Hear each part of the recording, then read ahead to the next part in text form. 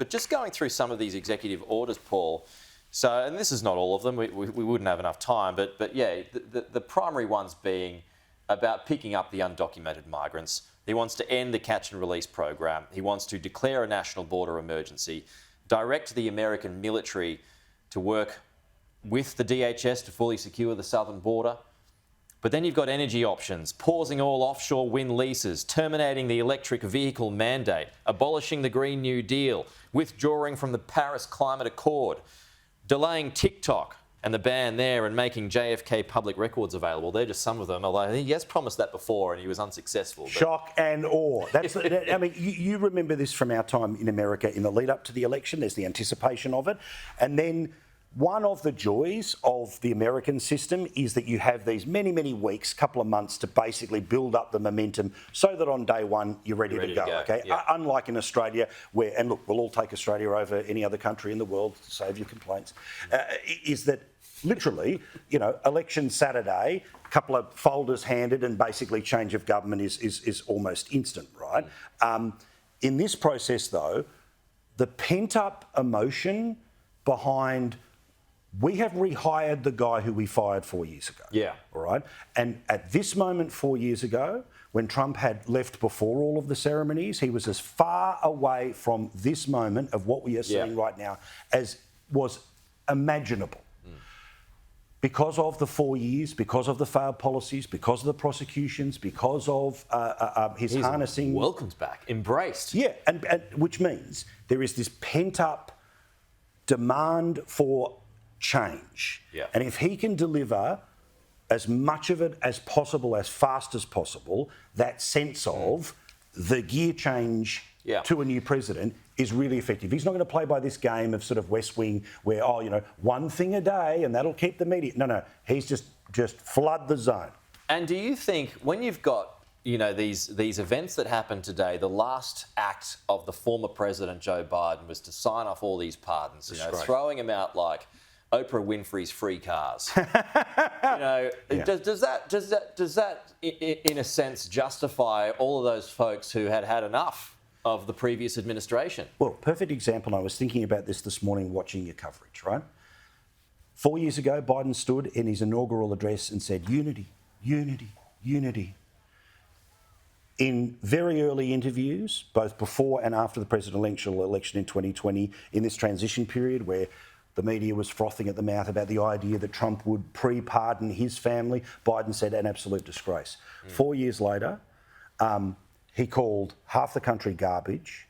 Yeah. The sense of unity was that 60, 70% of the country said that it was headed in the wrong direction, and he's the one who's pre-pardoned his family. Now, supporters of Biden will say, well, that's because Trump's so unusual and all. He's going to go after them. But how you simultaneously, and this was in his messaging, simultaneously say, I have absolute faith that if they were ever charged with anything, they'll be found innocent because there's nothing to see here. I just don't want them to go through the drama of it. I'm sorry, that's the standard? To give somebody this, pre-get out of jail card, this idea that that's the way to avoid the consequences. The Republicans have tried, and particularly in very ham-fisted attempts when they took over Congress in 2022, they had a whole bunch of hearings trying to impeach Biden. They tried to basically build the network of the big guy and tried to prosecute what theoretically people have been given immunity for, and they weren't able to put together a criminal case. Now, there is well and truly evidence about influence peddling. Clearly, when a crack addict is being put on a Ukrainian energy board in Burisma or being paid money by the Chinese, it's all obviously about access, and former business partners of Hunter Biden, including Tony Bobulinski, turned around and said that a cut of it was to go to the big guy. That's this story. But the idea that this bloke, on his way out, the one who was going to return norms, who was going to fix everything and the traditions that Trump had destroyed, goes further than Trump has ever gone. Yeah.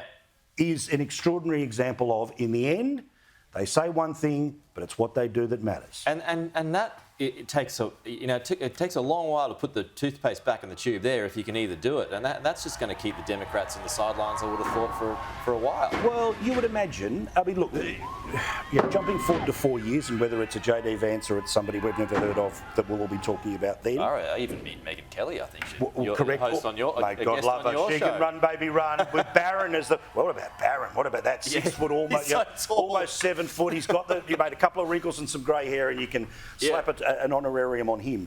But what's going to happen here is that you're going to have a new norm. Yeah. So at the start of it, we're going to have tea, and at the end of it, we're going to pardon all of our staff and all of our families to make sure that this is just go after them. The new standard. And whichever half is on the outside coming in, we'll say this is absolutely disgraceful, and the ones that are on their way out are going to go, But the thing is, like, now they've got licence to do that. Well, also, I mean, this is also part of the thing that people have gone a bit nuts about in and around the Supreme Court, saying that the President of the United States cannot be held criminally responsible for any official act that they do as President. The Supreme Court basically ruled that all bar what you do in the residence when the lights are turned off, it's a official presidential act. So therefore, the bombing of a country or the phone call that's made or a demand that's made of someone, these are all official acts, and therefore you can't be prosecuted.